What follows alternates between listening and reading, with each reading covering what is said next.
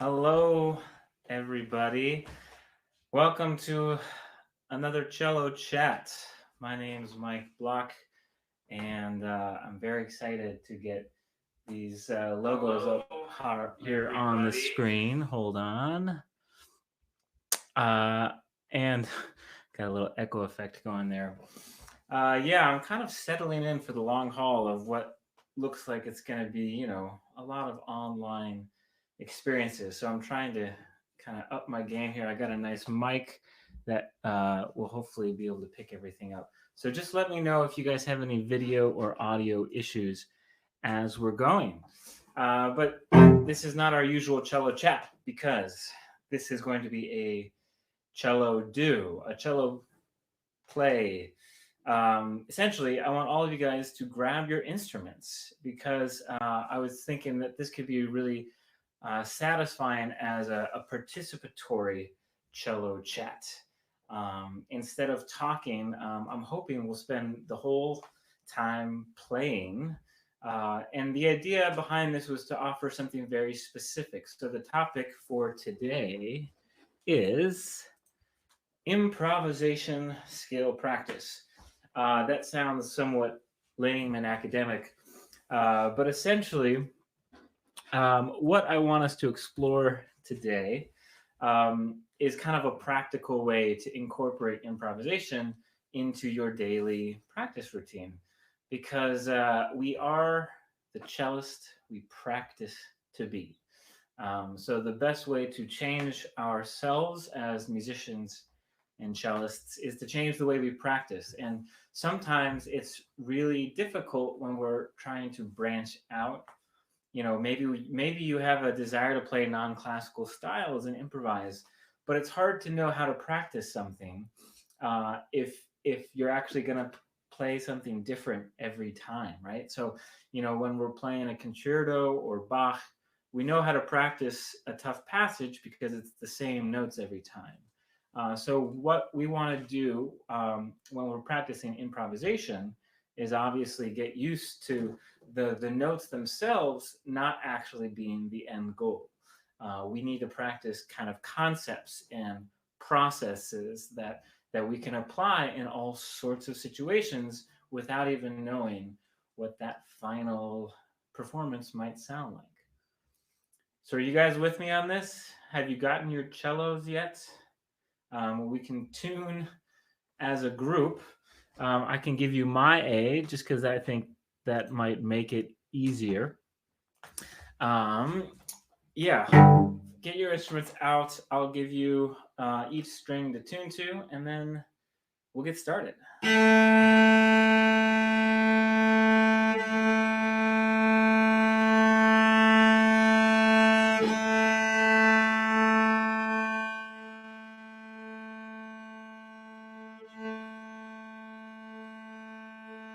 For those of you just tuning in, I'm sure you're very excited to see me playing an open string. I want everybody to tune to me so that we can all play together. The good news is I won't be able to hear you, but you will be able to hear me. So you can play along with me, and sort of the latency inherent in the speed of light of my video going to your computer doesn't matter because I won't be hearing you back. So you can just play with me wherever you're at, and we're going to do essentially what I want to share with you all is a scale routine. That's something that, as cellists, largely with classical backgrounds, we're all comfortable with, and you may be used to starting your practice routine with scales. And even if you're not, just smile and nod and pretend like you do because you should. Um, and so, what I'm going to do, like any good scale routine, we are going to play with the metronome and a drum. That is the key to every good scale routine. So I'm going to put on my metronome, and I don't know what I did. I think I showed somebody's comment. Oh, that's fun. Sorry, I'm getting used to the tech here. That's pretty great. I'm going to put on my metronome and my drone so that you can hear it again. Before I do, because the metronome and drone can can start to wear at you after a while. Essentially, what we're going to do, and I'll demonstrate it before I have you do it. We're going to do a scale routine that's 100% improvised. But we're going to actually build on all of the values and routines that make a good classical scale routine. So, like Galamian or Flesh or any good scale routine, we're going to start slow and we're going to get faster, right? So, what I'm going to do is I'm going to put the metronome on, and we're going to start with whole notes. It's going to start really easy, and we're gonna spend this time in D major. That's, I think, a universal key that every cellist who's made it through French folk song will be able to participate in this live stream. And so essentially, I'm going to just lay it all out there. I'm going to tell you the problem with classical scale routines, okay? I'm going to tell you what your problem is. The problem with a classical scale routine is that we always start from the bottom and we end up at the top, and then we go back down. We always start on the same note, we always turn around at the same note, and so our experience and relationship to even something as basic as the D major scale is surprisingly limited. What this classical scale routine is very good for is getting us accustomed to moving up and down the fingerboard. We usually, most scale routines, prioritize going up the A string, although there are other variations. But when we're improvising, the way you get to know a scale from the inside out is you have to explore going from any note to any note. Okay, so I'm going to demonstrate. We're going to start easy, and then I'll have you join me. I'm going to put the metronome on at 60, and I'm going to put a drone on D. Now, don't get distracted by the Indian style tampura drone. It's just my personal preference. When playing with the drone, I kind of like the overtones and the harmonies, right? So the very first thing I'm going to do is I'm going to improvise in whole notes in D major. Now this is going to sound really easy, but I'll just demonstrate. So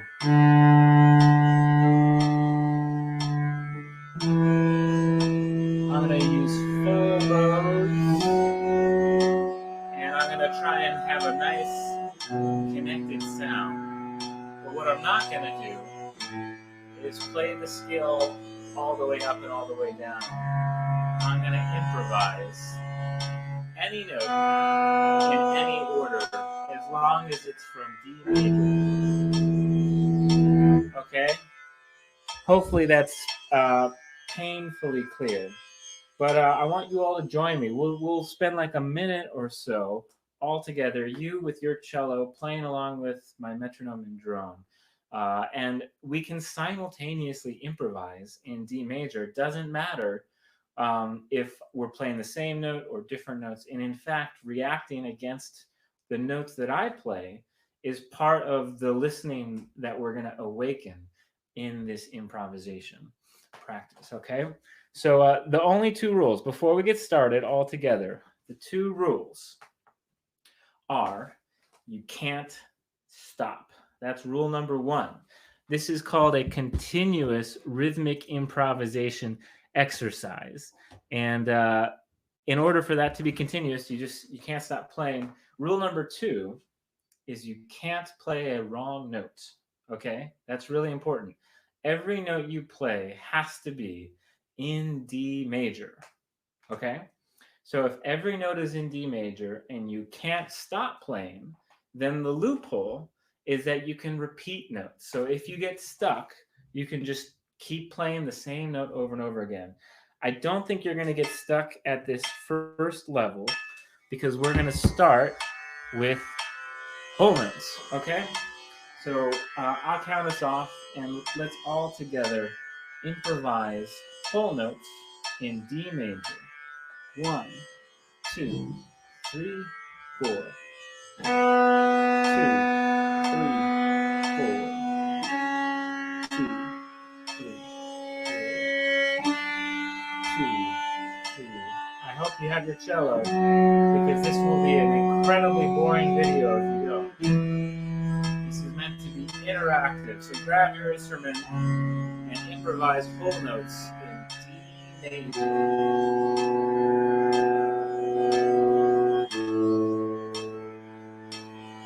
We're improvising whole notes in D major.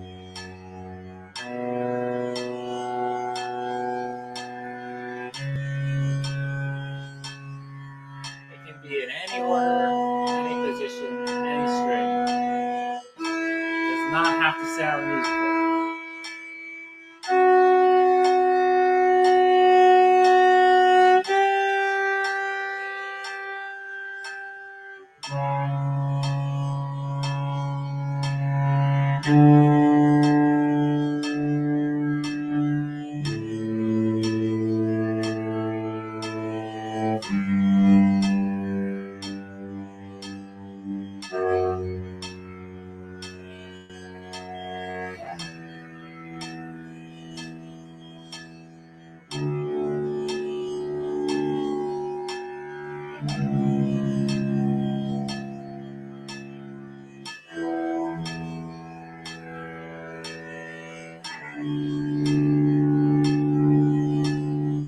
Okay, how did everybody do?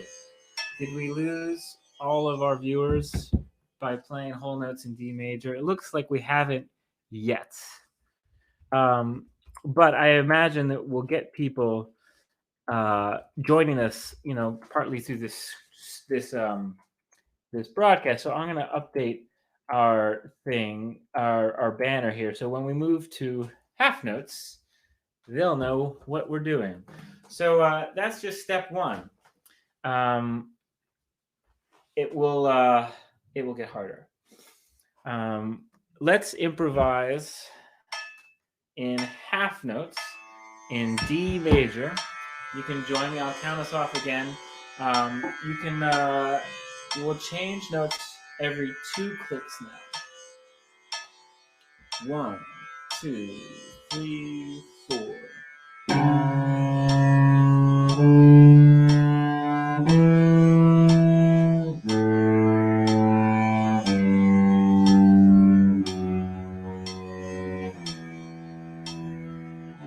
Really try to connect the bows.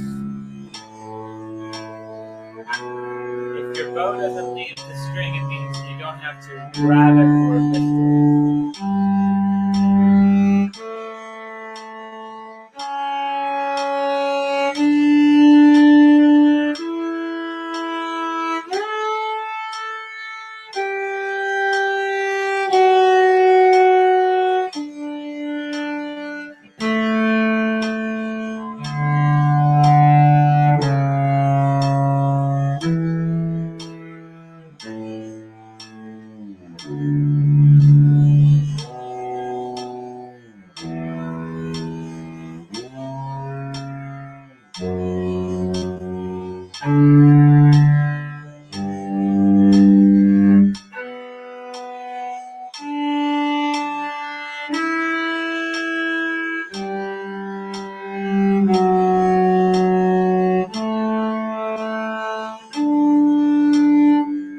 Very good. Okay, that's half notes in D major.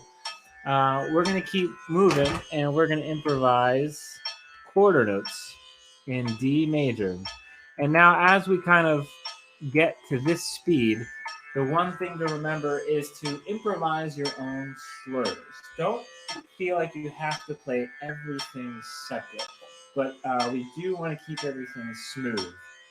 If you play off the string, it means you're spending half of your time holding and lifting the bow. So we want our default to be smooth on the string strokes, so that our default bow grip doesn't require lifting.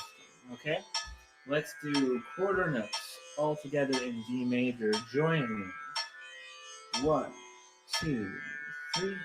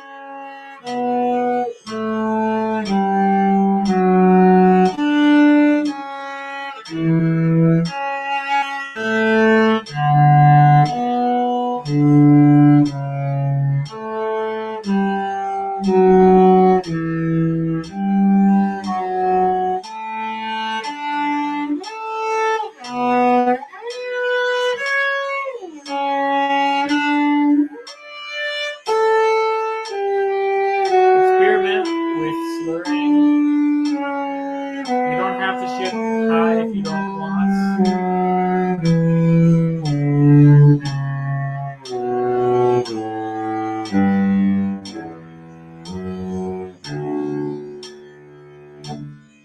All right. Now we're going to move on to eighth notes. I'm going to adjust this here so that people who join us can know what we're doing.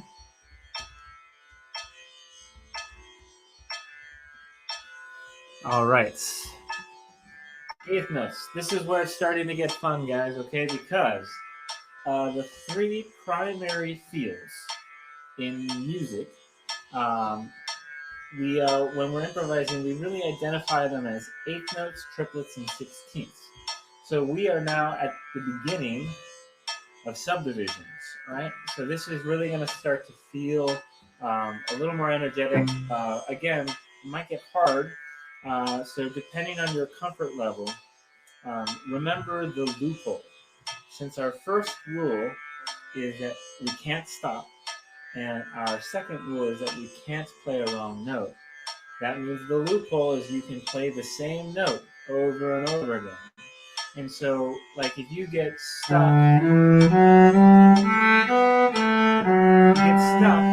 just repeat. Find a note that is in the scale, and you can just repeat it. And that can allow you actually to move the left hand slower than the subdivision, just to kind of get your feet grounded in the heat of the moment, okay? Apart from that, continue to improvise your slurs. Let's all do eighth notes together, okay? 1 and 2 and 3 and 4 and...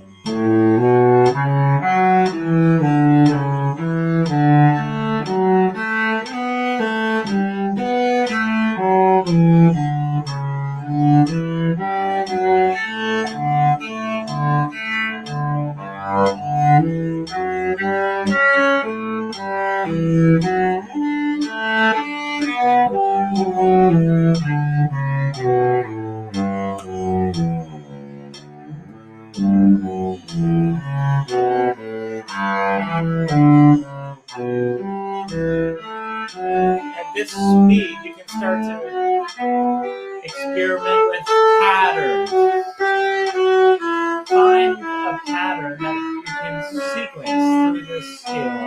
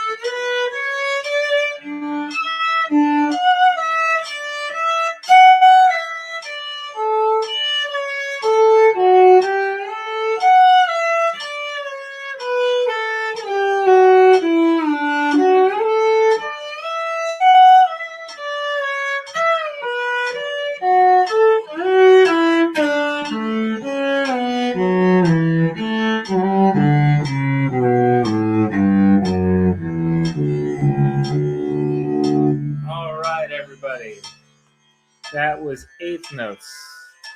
I hope you're feeling okay. We still have a couple more speeds to go. We have to do triplets and we have to do sixteenths. But now here we are at eighth notes. It's starting to sound dangerously close to music. I want to just say one more thing and then maybe open it up for some comments before we move on, or some questions through the chat box. The one important thing while doing this exercise is to do it non-vibrato. Okay, we want to build in a calmness to our left hand, and the lack of vibrato will increase our accuracy, consistency, confidence, all of the good things that we want. Vibrato always has this tendency to encourage tension, and as you do this exercise more, the doing it without vibrato will really build in your hand shapes and your comfort and trust that you have that you can hit the right notes in the right scale. So I'm just gonna see if there's any questions before we keep moving on to triplets.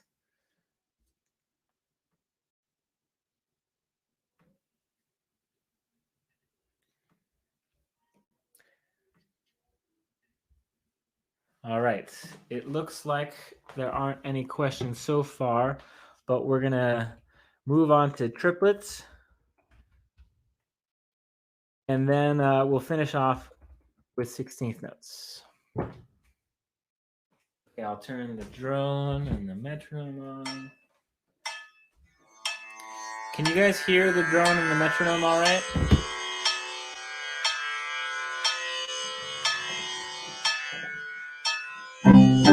Okay, triplets. So that'll be this tempo.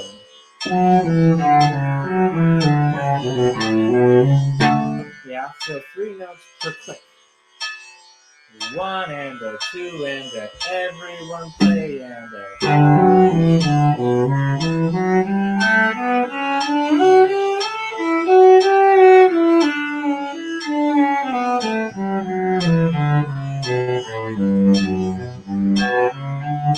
Make sure to improvise your slurs.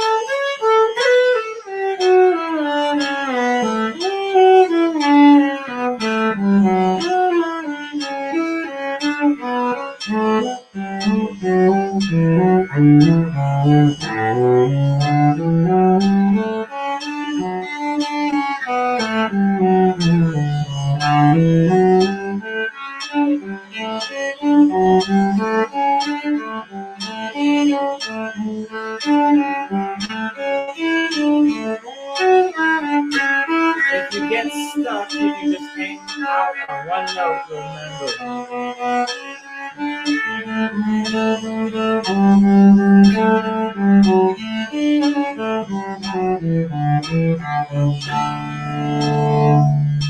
Good. So that was triplets. Everybody feeling okay with the triplets? I see a question about playing over changes. We're going to get there. Right now, we're just building our fluency in a scale from which chords can be extracted and everything, right? If you're feeling all right with triplets, then we're going to move on to 16th notes. Somebody's asking what drone I use. I'm using the iTampura, the iTabla Pro app. And it's just because I like the fifths and the fourths kind of in there. And it kind of is more satisfying than improvising to just like a solid sine wave for me. Okay, we have reached it. I believe in you. You can do it. We are going to improvise in 16th notes. All right. I'll turn on the metronome and the drum. And again, the two rules are you can't stop and you can't play a wrong note. If you get stuck, just hang out on one note for a while. And as a little bonus, 3 of our open strings technically are in the key. So that is a good, safe place to hang out. All right. 16th notes in D major. Oh, I forgot to put the word improvise. I'm realizing as we're going that people are probably going to join us halfway through. And they would have no idea about the progression that we've been building. So I'm going to put those in the captions. 16th notes, D major. 1 E and a 2 E and a ready and a go E and a.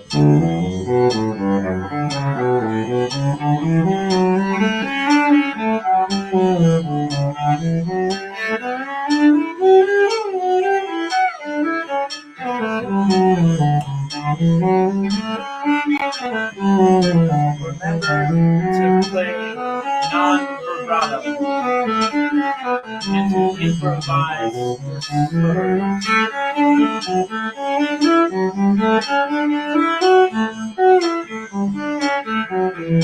If you get stuck, you can hit on one note.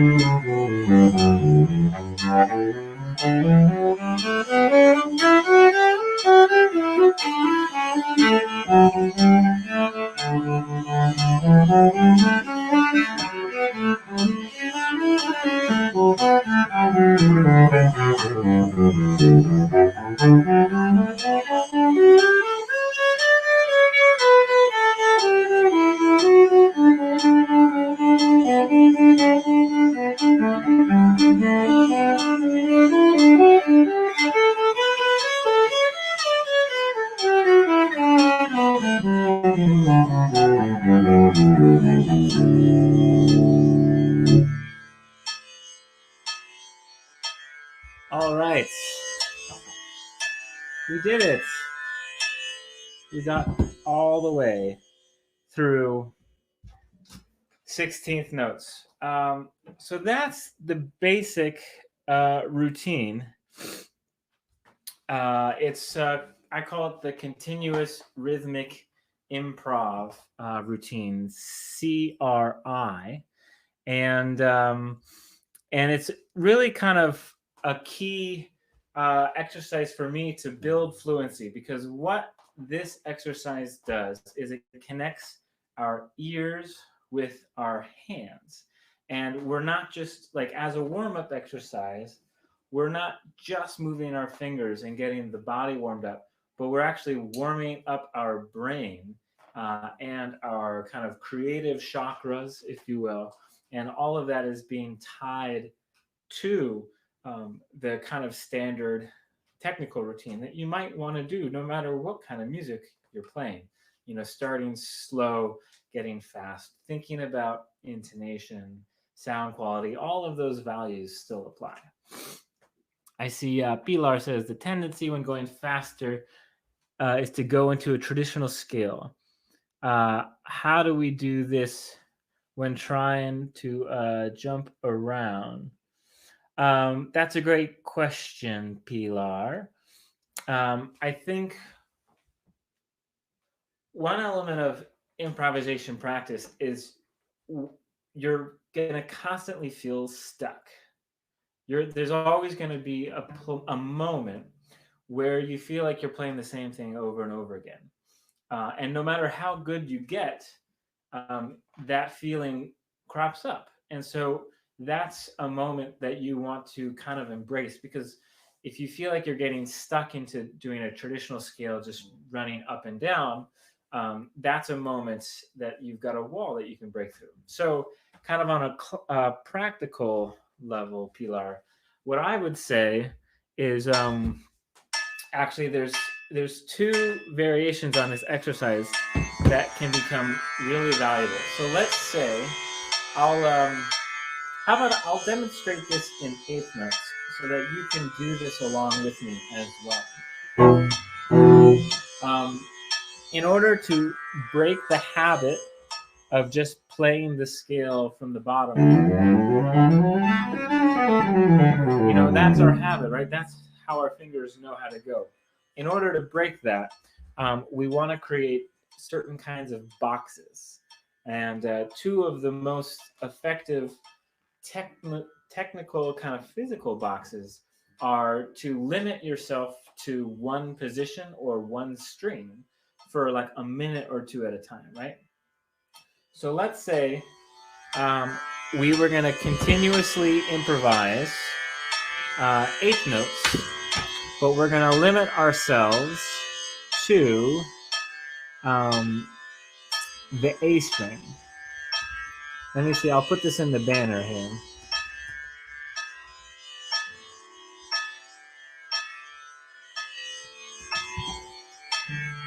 So that would sound like this. By putting this kind of practical limitation, even if you start playing the scale, there's only so far you can go.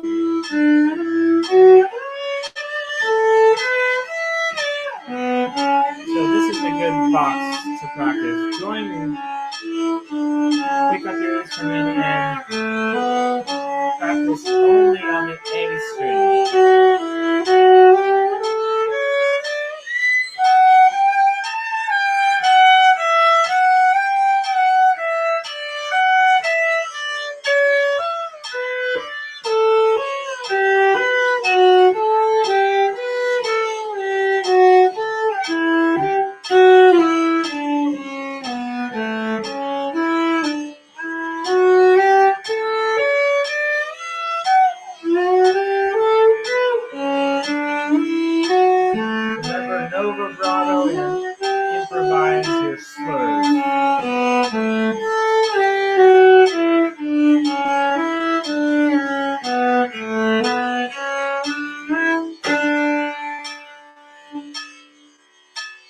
So, Pilar, to answer your question, you want to get out of your comfort zone. So one other important way to do that is we can limit ourselves to just one position. So let's say we're going to improvise continuously. Let's say in third position. I'm just thinking of, which position won't give us the most ways to cheat with the open string. So, third position. The lowest note you can play is C sharp on. Oh, sorry, F sharp on the C string. I'm trying to multitask here. F sharp on the C string is the lowest note, and the other notes that we can play are these notes.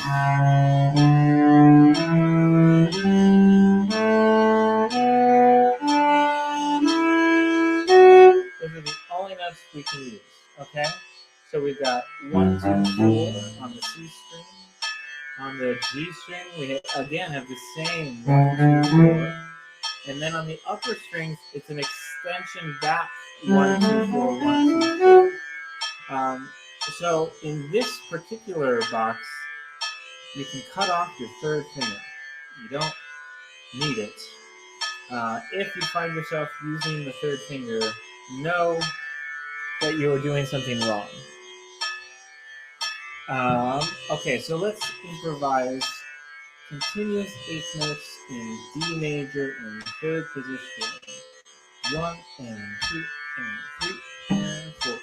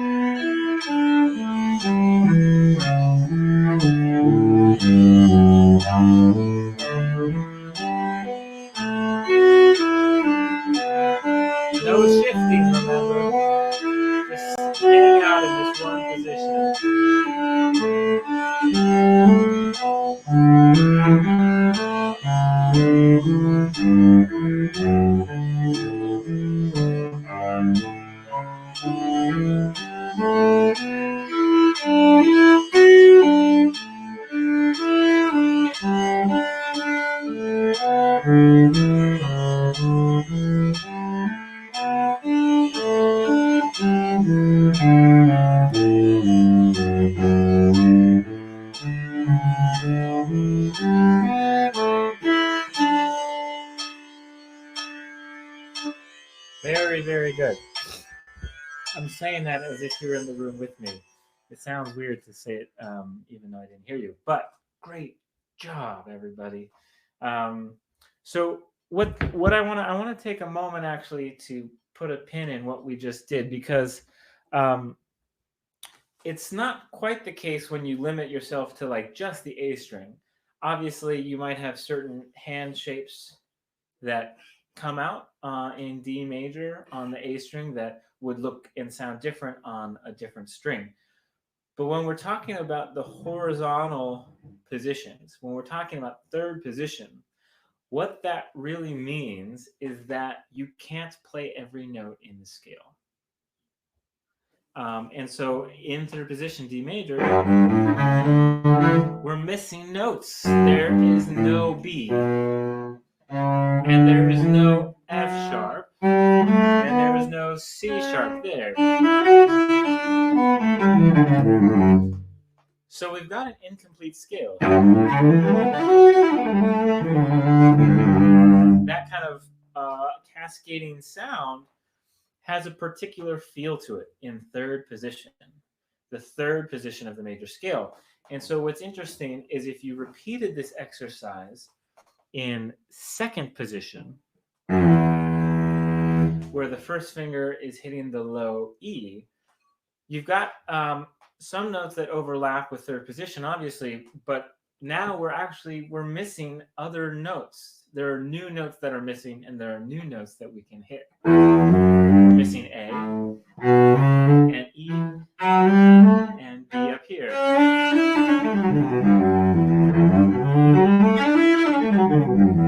So I want to repeat this exercise in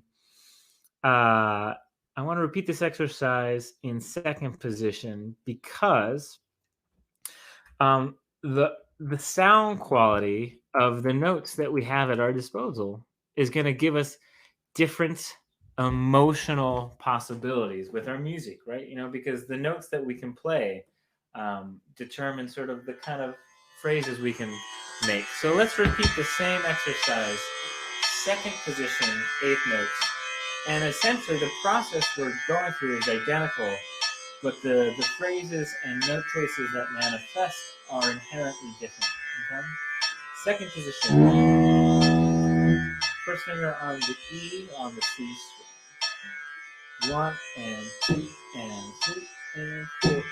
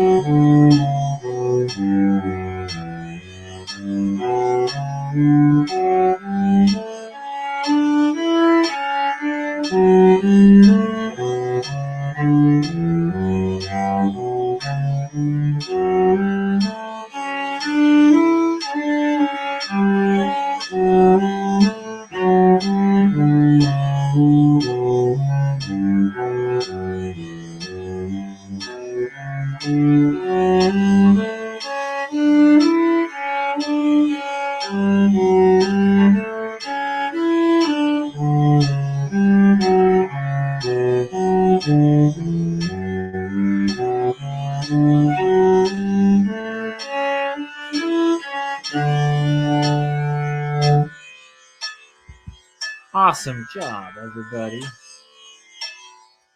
So what I wanted to do, even though that exercise might have felt somewhat redundant to the third position, I want you to really, as you do this tomorrow at home, is to appreciate that, again, when you're limiting yourself to a position on cello, this is not the case in violin, because everything about the violin is easier um, and simpler and less cool. But on cello, when we pick a position, a horizontal position, first position versus second or third, what that really means is it's limiting the number of notes in the scale that we can actually play. And that actually gives us a great advantage in a way, because what that means is the position we choose to improvise in has musical consequences. And so you'll find that there are certain positions, like maybe you really love improvising in the third position of the major scale, or the fourth, or you'll find certain hand shapes that feel more or less comfortable, or you like the note choices more or less. And what that means is when you're confronted with an environment of like, oh, take a solo in D, you don't have to feel like you have to go crazy. You can actually play a meaningful phrase right there in third position. I got all the notes I need.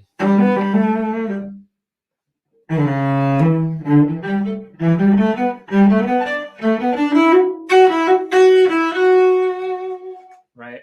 And so that's why practicing scales in specific positions really gets you into the mindset of maxing out the musical potential, in a single location where you don't have to shift. All of this is leading up to hopefully music. I see Olwyn is checking in. This cello is a Fabien Gaucher cello. She's a maker in Montreal. It's only like 6 years old, this cello. I think I'm the first owner of it. It was a new instrument when I got it. Okay, so now the thing we need to do in order to turn this into music, everybody, we have not been playing music for the past 47 minutes. We have been dangerously close to music. In order to make this sound musical, we have to take the word continuous out of the continuous rhythmic improv. And because okay, let me see if I can demonstrate this. Much like speaking, it's the spaces between phrases when sentences end that give what we want to say meaning, because if you never stop talking, then nothing you say ever has any place to land, and your listener can't ever process what you're saying. And so there's never any real point that lands with the listener. And so even if you're saying the most amazing thing verbally, there's a lack of emotional connection to the content that you're sharing, because there's no space for the listener to think. Right? So what gives our words meaning is the same thing that gives our music meaning. It's the spaces. It's the ending of phrases. It's the space in what we're trying to say. So what that means is right now for the past 50 minutes, we've been practicing a continuous stream. A continuous stream of notes. And essentially, what's important about the exercise we've done is you need to access that continuous stream of music and just dip your hand into the stream and pull out a little bit of water, a little bit of a pair of notes here, a phrase of notes here. And if you have this continuous stream of notes in your head, that way you can start to leave windows. You start to leave space. So the continuousness of 16th notes.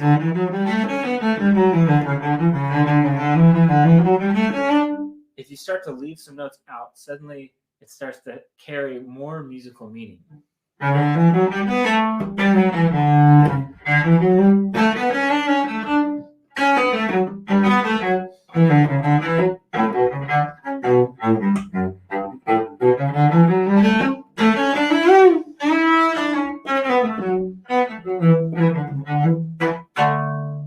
Yeah.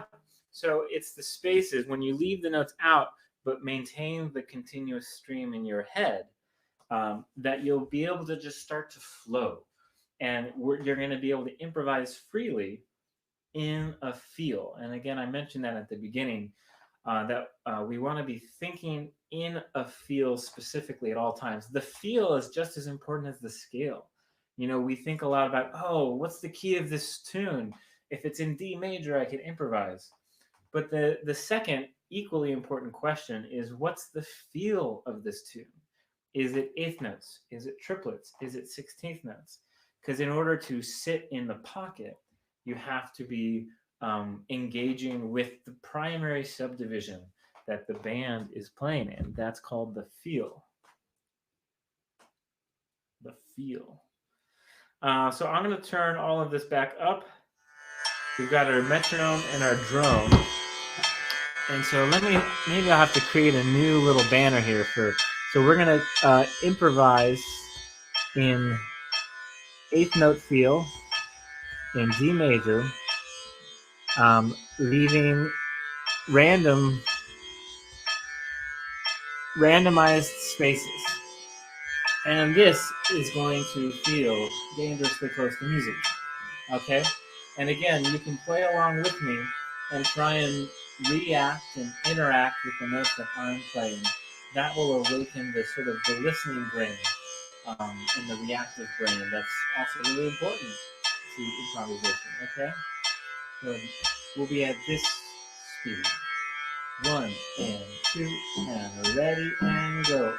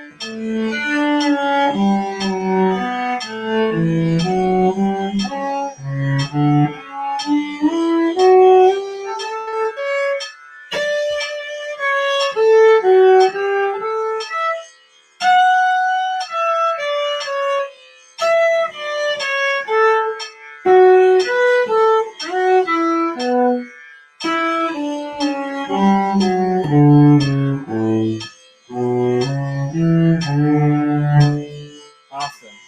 Let's do the same thing in triplets.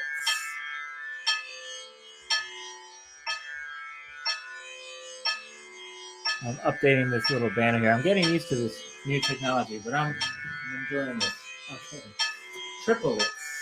Same idea. We're going to improvise continuously, but with spaces. 1 and a 2 and a ready and go and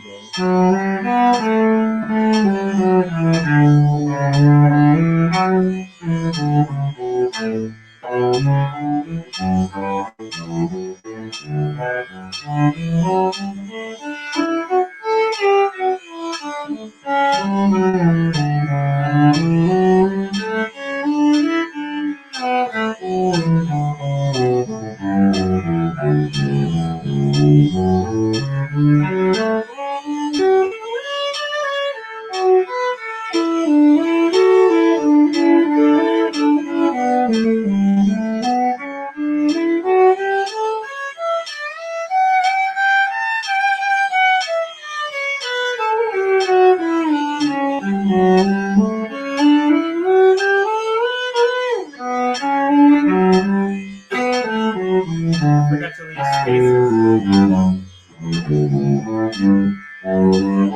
Just staring out my window.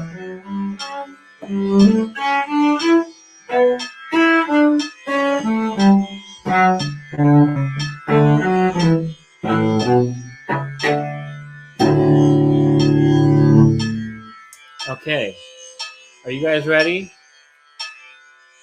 for 16th notes? Woo! We're going to play continuously in 16th notes, except we're going to leave spaces. Update the banner for any late people joining us here. Okay. 1 and 2 and play it with me right now.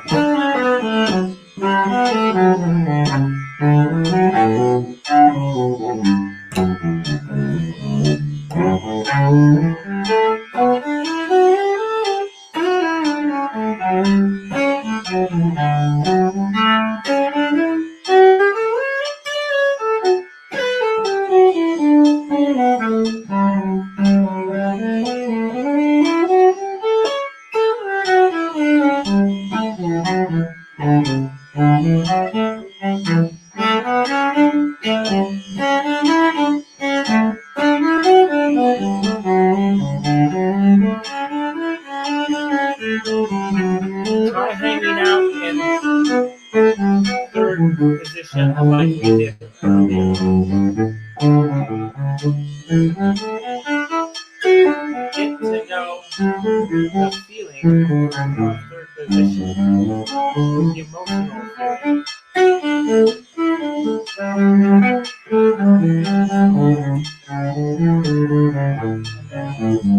After like a minute, go to second position and compare the feeling, the note options there. Second.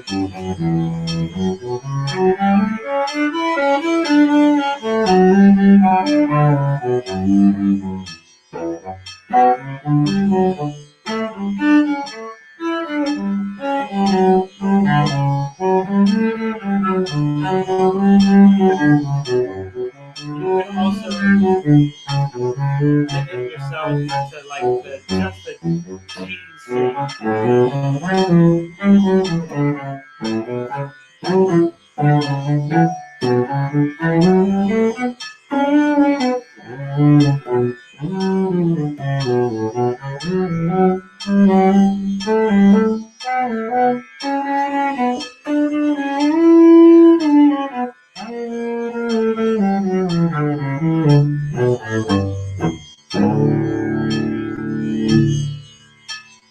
Awesome. Okay. So how's that feeling for everybody?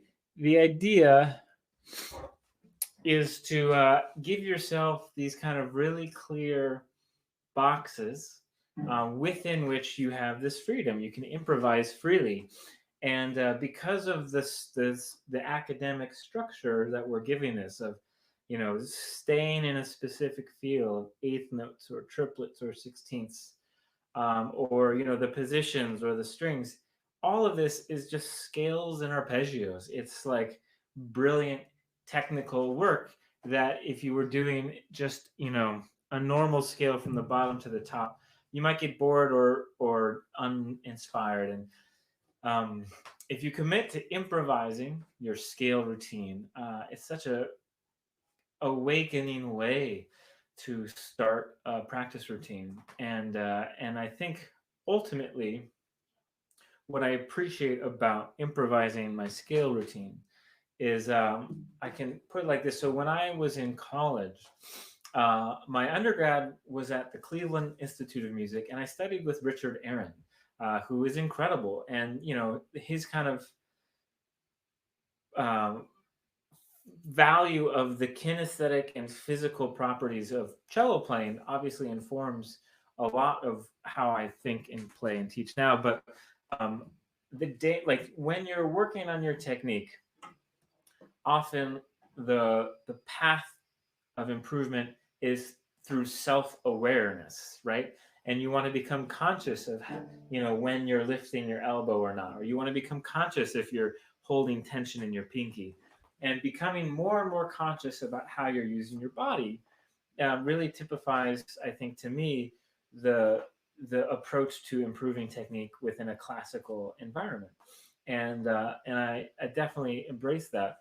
I think the issue that I personally sometimes encountered is you can easily cross over from becoming conscious about how you're using your body to self-conscious. And once you become self-conscious, you can no longer tap into instinct. You're never moving freely. You're always kind of afraid to do something wrong. And so I think if you have ever felt that with the cello, that's something that improvisation has given me. It's kind of opened up this new relationship with the instrument where I'm able to tap into my instincts a little bit more. And as you're doing these kind of improvisational exercises, you might find yourself doing crazy shifts that if it was in a piece, you would need to practice for like a half hour. But you end up doing things that you didn't know that you were able to do because you're letting your body work on instinct.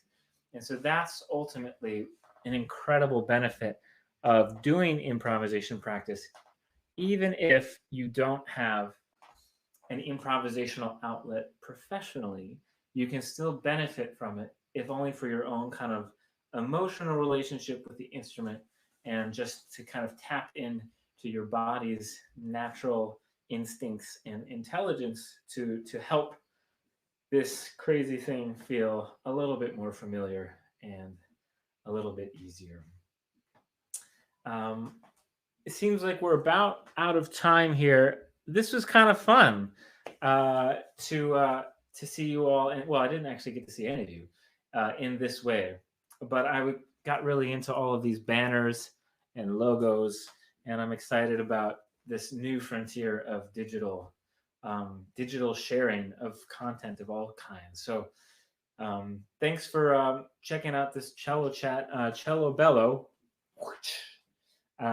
They're committed to really upping the offerings during this shutdown time, and I know they're trying to have cello chats every day, and maybe I'll do one in a little bit. I'll do another one on a different topic, but I do want to point to the banner currently. How low is it? It's there. No, this way. The banner currently, a lot of what we did in this cello chat is in videos that I do in my online school, artistworks.com/cello. So if you're interested in exploring more of this stuff, check out the site, and there's a lot of good stuff on there. I want to thank Cello Bello for inviting me. There's such a cool community of cellists and people. I want to thank Thomas and, of course, Paul for making this community for all of us. Looking forward to seeing the next ones. Thank you all for tuning in, and see you around. Yeah, I hope you're staying safe and finding some silver linings in this difficult time for musicians. Okay, take care, everybody.